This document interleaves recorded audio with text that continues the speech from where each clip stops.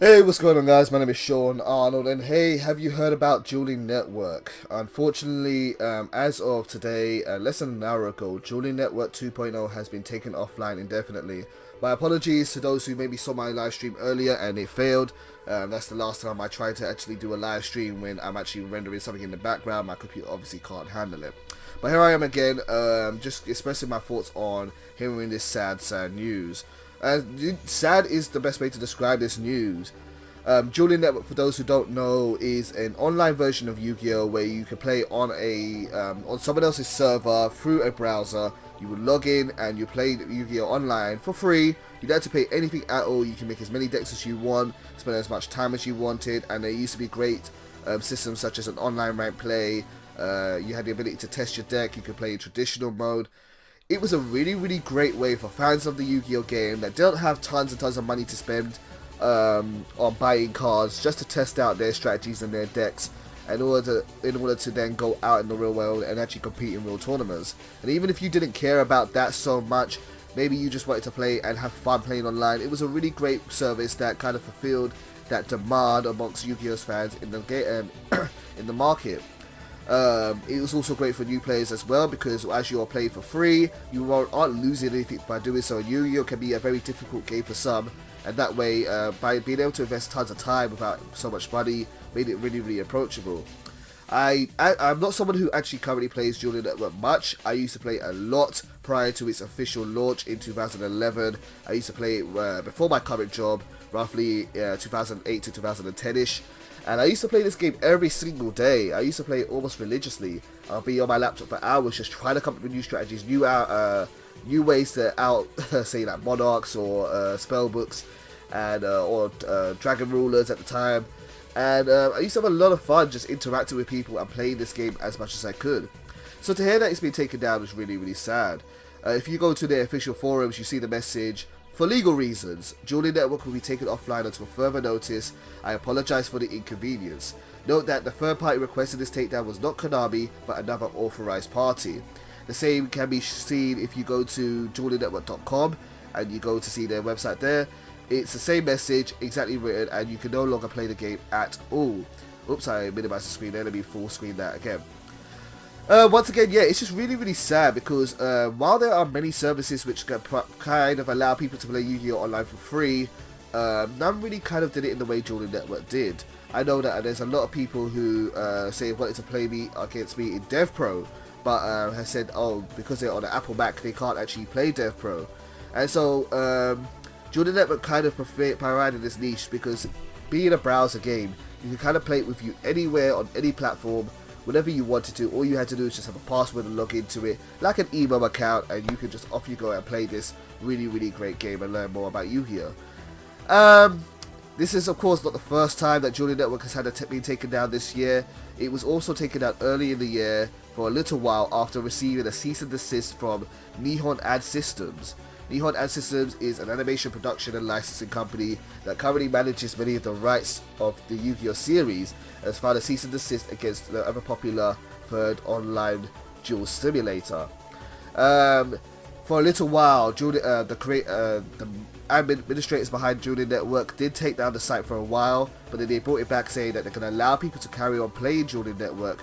However, they would not be able to see images of the cards, because those belong to the respective owners.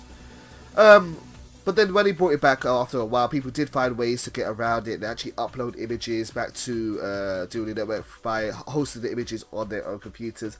So a lot of people were actually kind of content and okay to play Yu-Gi-Oh! In this way, as long as they still had the service. But for reasons which we don't know, and won't know until we hear further information from either the Dueling Network party or the third party that sent a cease and desist against them, they've decided to take down the website indefinitely. And again, it's really just sad to hear. So I know a lot of people are going to wake up very disappointed, because Dueling Network is their main game. A lot of people like to play Yu-Gi-Oh! Solely and don't actually play a lot of other games, and they rely on services such as Dueling Network to do so. I had always hoped that one day the way kind of online Yu-Gi-Oh! Would work is, it's been a kind of like a pirate affair, if that's a good way to describe it, where there are people that do this stuff for free, and they don't make a lot of money off of it. I know Dueling Network used to have some kind of ads displayed on their website through sites like Troll and Toad, which allow people to go buy real cards if they wanted to. But I can't imagine that they made tons of money off of their ad revenue, and they relied largely on donations in order to keep their server costs up, which can be hit or miss depending on who their fan base is and who's willing to donate.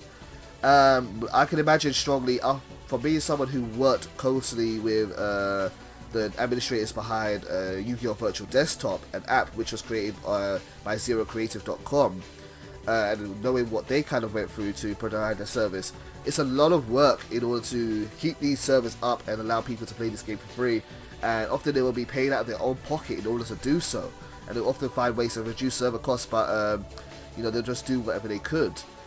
So it was such a charitable affair. It was such a nice thing for people to be able to do this and use their talents to kind of create a service for that one, and for other people to kind of enjoy Yu-Gi-Oh! And once again, it kind of filled this gap in the market, which a lot of people who are fans of Yu-Gi-Oh! Don't get from the official service. The official version of Yu-Gi-Oh!, which I think is the best version of Yu-Gi-Oh! At the moment, is Legacy of the Duelist. But if you go and play Legacy of the Duelist, you're playing a game which is largely and greatly outdated, which is a really crying shame, because a lot of people, it shows, I don't know, it's a bit strong to say, but I feel like it shows a lack of understanding on the part of Konami as to what duelists who enjoy this game really want from being able to play Yu-Gi-Oh! They want to be able to research, they want to be able to test strategies without feeling like they're having to make huge sums of money, monetary investments by buying real cards. But there really hasn't been any decent software which kind of fulfills that gap. I think the closest thing Konami's ever done is released Legacy of the Duelist without updating it, but also other services such as Yu-Gi-Oh! Online. And again, that just showed a lack of understanding from the consumers. Yu-Gi-Oh! Online, I remember playing it for about 10 minutes and hating it. Man, it was a service where people had to pay currency in order to play for a duel. You had a so-called rechargeable amount of energy, and if you wanted to get more energy to duel every day, you would have to pay a bit of money in order to do so. And I'm like, forget that. I don't care about that.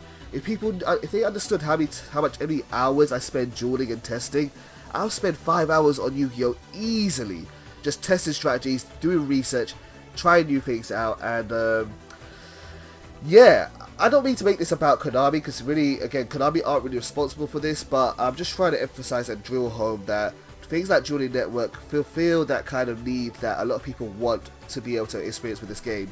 And what I had always wanted was that that Konami would one day reach out to amazing creators such as those behind Dueling Network, those behind DevPro, and other similar services, and just say, hey, we like what you're doing, and we want to hire you, give you a job, we'll pay you, you do what you're doing, we'll pay you probably not even a lot of money, we'll just pay you enough to keep you guys going, keep you guys afloat, and then we'll profit off of it, probably take the lion's share of it, and it's all done for them. And they could have done that, but never really seemed to have kind of worked out that way. And it's a shame, because it has worked out in the past with other things such as Mega Man vs Street Fighter. In 2012, it was the 20th anniversary of Mega Man, and a gentleman named Sao Song Hui, I'm going to say this wrong, but Sao Song Hui, made a version of Mega Man called Mega Man X Street Fighter, and you could play basically a Mega Man game fighting against Street Fighter characters. Capcom saw this, and they could have easily said, we want to take this down, even though you're not getting money for this. But they went up to this guy and said, hey, let's pay you, we'll actually buy your product, and then we can release it as an officially licensed product. And it did so well. It's a fantastic game, and you can still download it for free if you want to. Similarly speaking, Bungie also did something once in 2013, where they hired Alexander Veliki, who was an amazing Skyrim modder, who made mods for Skyrim and downloaded it for free, and had always wanted a job in the video game industry, but never thought that he would kind of make it. And one day Bungie reached out to him and said, listen, we respect what you're doing such a great job, come and join us, come and be on our team.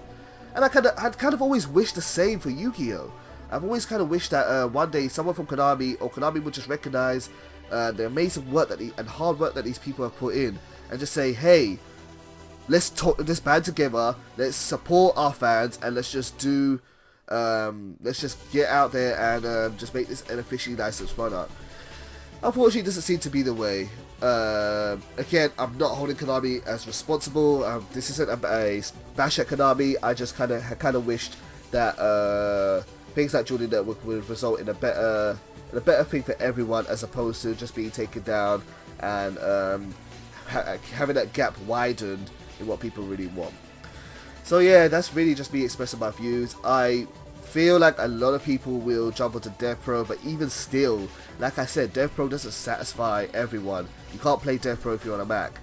And I guess you could play Legacy of the Duelist if you want to play on consoles, but there's only, even I, someone who plays Legacy of the Duelist every day, can only recommend Legacy of the Duelist so much because it's so out of date.